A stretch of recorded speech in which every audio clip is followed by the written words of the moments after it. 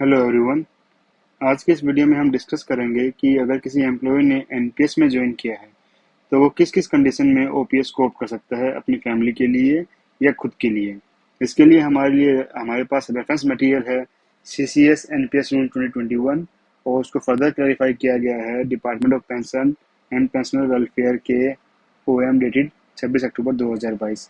दोनों के ही प्रोविजन जो हैं 30 मार्च 2021 से इफेक्टिव हैं। ठीक है। उससे पहले अगर किसी की डेथ होती है तो उसके लिए ये वाले प्रोविज़न एप्लीकेबल नहीं है, बट 30 मार्च 2021 के बाद किसी की डेथ होती है या फिर डिसेबिलिटी आती है तो उसके लिए ये प्रोविजंस एप्लीकेबल हैं। अब देखिए, अगर किसी एम्प्लॉय की डेथ हो जाती है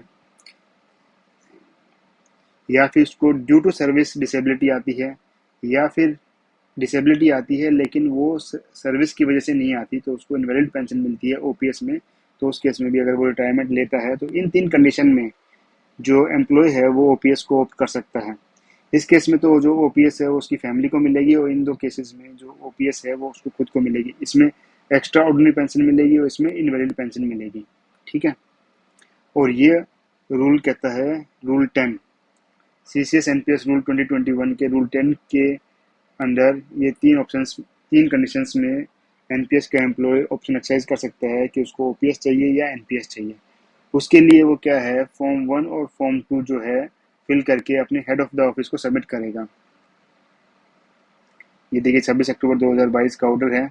ठीक है। फॉर्म 1 और फॉर्म 2 क्या है इसमें, ये रहा फॉर्म 1 में 2 ऑप्शन है आपके पास कि आपको पुरानी पेंशन चाहिए या फिर न्यू पेंशन चाहिए।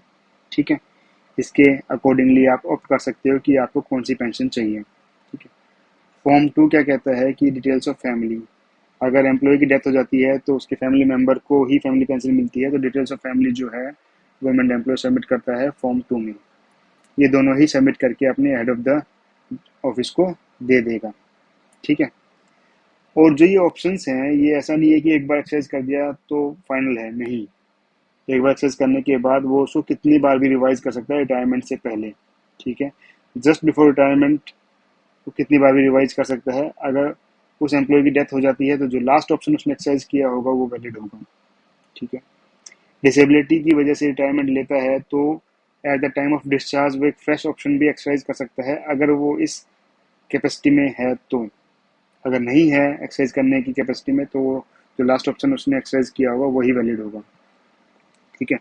अब मान लीजिए किसी एम्प्लॉय की डेथ हो जाती है या फिर डिसेबिलिटी की वजह से उसको रिटायरमेंट लेना पड़ता है तो तो 2 कंडीशन होंगी, या तो उसने ऑप्शन एक्सरसाइज किया होगा या ऑप्शन एक्सरसाइज नहीं किया होगा। मान लीजिए उसने ऑप्शन एक्सरसाइज कर रखा था ऑलरेडी तो वही फाइनल ऑप्शन होगा। उसको वो अपने रहते रहते टाइम सर्विस में रहते रहते तो कितनी बार भी रिवाइज कर सकता था, लेकिन डेथ होने के बाद या डिसेबिलिटी आने के बाद अगर तो वो रिवाइज नहीं कर पाएगा उसको। ठीक है। अगर वो कैपेसिटी में नहीं है तो डेथ हो गया तो कैसे करेगा, डिसेबिलिटी ऐसी होगी कि वो उस कंडीशन में ही नहीं है तो रिवाइज नहीं हो पाएगा।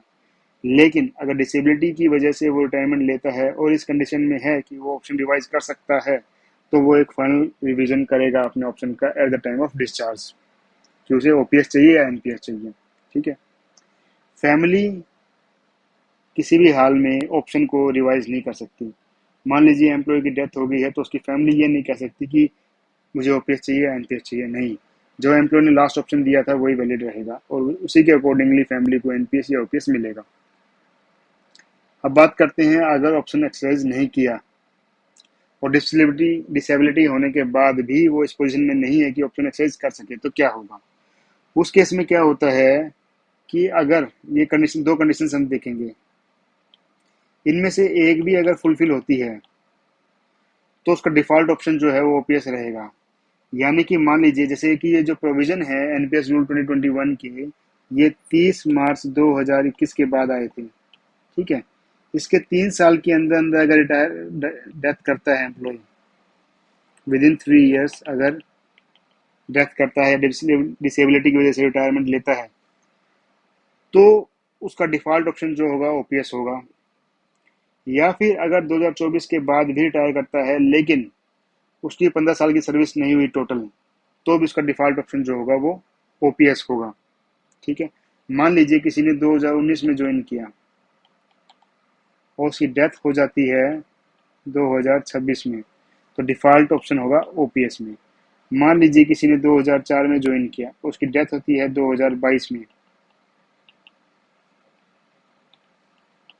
तो भी डिफ़ॉल्ट ऑप्शन क्या होगा, ओपीएस होगा, क्योंकि इस केस में जो है ये वाली कंडीशन फुलफिल हो रही है, और इस केस में क्या है, इस केस में क्या है, ये वाली कंडीशन फुलफिल हो रही है, और इस केस में ये वाली। तो इनमें से एक भी कंडीशन अगर फुलफिल होगी, इधर दिस और दैट, तो डिफ़ॉल्ट ऑप्शन ओपीएस होगा। लेकिन अगर डिफ़ॉल्ट ऑप्शन ओपीएस होने के बाद भी अगर एम्प्लॉय की कोई फैमिली ही नहीं है, यानी कि अगर मान लीजिए उसका शादी नहीं हुई या उसके पास स्पाउस नहीं है और कोई भी फैमिली मेंबर उस पर डिपेंडेंट नहीं है, तो डिफ़ॉल्ट ऑप्शन ऑटोमेटिक एनपीएस हो जाएगा और उसके लीगल जो वारिस होगा उसको एनपीएस के हिसाब से जो पैसा है वो मिल जाएगा। उसके लिए अलग रूल है, exit and withdrawal and exit rule 2015 के हिसाब से उसके लीगल हेयर को एनपीएस का अमाउंट दे दिया जाएगा, उसके लिए एक सेपरेट रूल है। ठीक है, अगर उसकी फैमिली नहीं है, कोई फैमिली नहीं है, तो एनपीएस उसको मिल जाएगा, अदरवाइज डिफ़ॉल्ट ऑप्शन जो होगा वो ओपीएस होगा। ठीक है, लेकिन बात करते हैं कि दोनों ही कंडीशन फुलफिल नहीं होती, यानी कि 15 साल की सर्विस भी उसकी हो चुकी है, उसकी डेथ भी 2024 के बाद हो रही है, यानी कि मान लीजिए किसी ने 2006 में ज्वाइन किया है और 2026 में उसकी डेथ हो रही है, तो उसके लिए ना तो ये कंडीशन वैलिड है और ना ही ये कंडीशन वैलिड है, तो उसको क्या मिलेगा, डिफ़ॉल्ट ऑप्शन एनपीएस मिलेगा। ठीक है, अब बात करते हैं कि फैमिली को ओपीएस या एनपीएस के अंदर क्या क्या मिलेगा। बात करते हैं अगर एनपीएस ऑप्ट किया है तो क्या मिलेगा। तो जितना भी लमसम अमाउंट उसका एक्यूमुलेट हुआ है एनपीएस में, उसका 20% तो लमसम मिल जाएगा।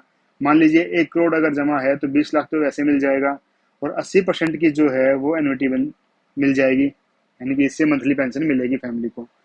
डेथ ग्रेजुइटी, सीजीजीआईएस यानी कि इंश्योरेंस, होली इनकेसमेंट, ये तीन चीज़ तो कॉमन है ओल्ड में भी और न्यू पेंशन स्कीम में भी, दोनों को ही मिलेगा, दोनों केस में ही मिलेगा। अगर उसने ओपीएस ऑप्ट किया है तो फैमिली को क्या मिलेगा, फैमिली पेंशन मिलेगा, यानी कि एनहांस्ड फैमिली पेंशन कितना मिलेगा, 50%, और फिर नॉर्मल फैमिली पेंशन मिलेगा 30% ओपीएस के हिसाब से। अब बात करते हैं जो उसके पास एनपीएस का कॉर्पस था उसका क्या होगा। उसमें गवर्नमेंट कंट्रीब्यूशन भी है और एम्प्लॉय का कंट्रीब्यूशन भी है।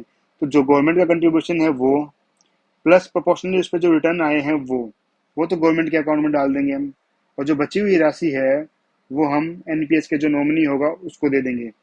जब भी हम एनपीएस का फॉर्म फिल करते हैं तो उसमें एक नॉमिनी हम चूज करते हैं, उस नॉमिनी को वो अमाउंट दे दी जाती है एनपीएस के कॉर्पस की।